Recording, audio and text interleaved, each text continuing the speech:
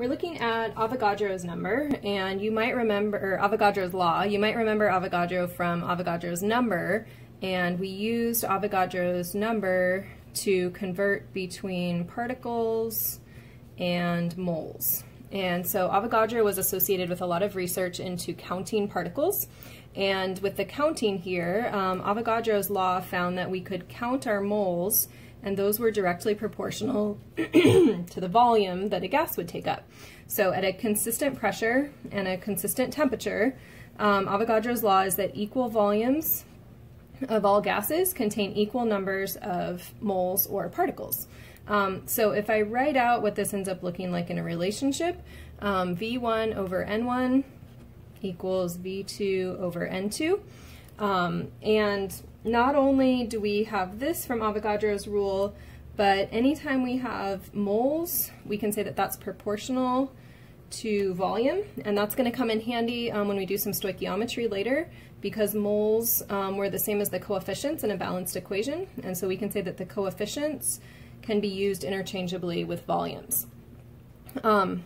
We also can use this concept to talk about at standard temperature and pressure, that the volume of 1 mole of gas is going to be the same. So whether I have helium gas or hydrogen gas or argon, the volume of 1 mole of that gas at these conditions is always going to be 22.414 liters.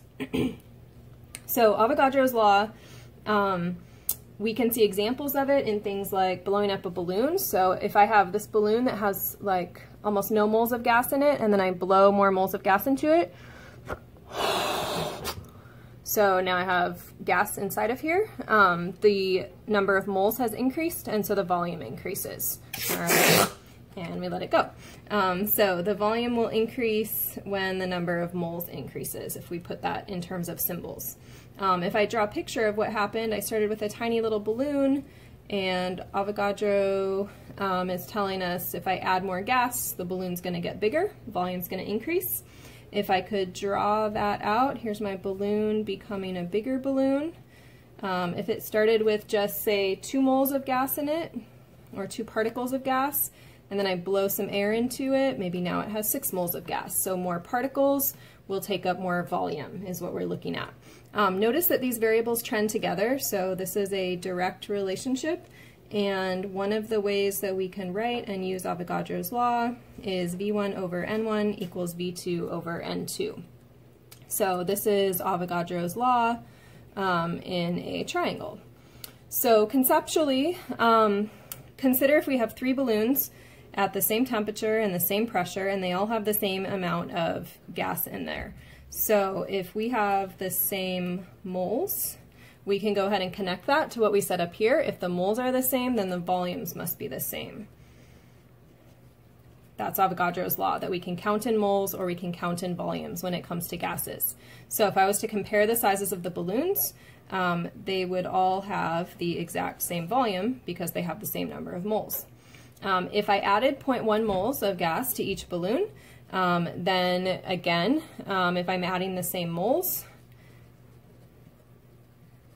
then I will add the same exact volume. And so again, the balloons would stay a consistent size. So that's a way that we can think about this kind of as a word problem. Finally, let's look at a calculation example. So if a balloon contains 0.35 moles of gas, so that's an N1, and occupies 8.2 liters, so that's a V1. And you notice how I always organize my variables and I'm careful to pay attention to the units. What is the volume? So there's my thing that I'm looking for. What is the volume?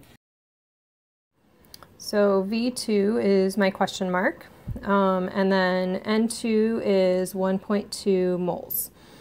Now if I can estimate, the moles are going up about 4 times, and so the volume should also go up about 4 times. It's really important to have that estimation. So then I write down my formula, V1 over N1 equals V2 over N2. V2 is what I'm looking for. So I rearrange my variables, V1 times N2 over N1. Grab those numbers from up above. So V1 is 8.2 liters times the 1.2 moles, N2. And then my N1 is in the denominator, so 0.35 moles. Just make sure everything ends up in the right places. Moles will cancel. That means my final units will be in liters. And when I calculate that, I look for my two significant figures and I get 28 liters. I want to take that back to my estimate. I had about a 4-fold increase in moles and I have 8 liters becoming 28 liters. So that fits with what I was expecting, a large increase in volume.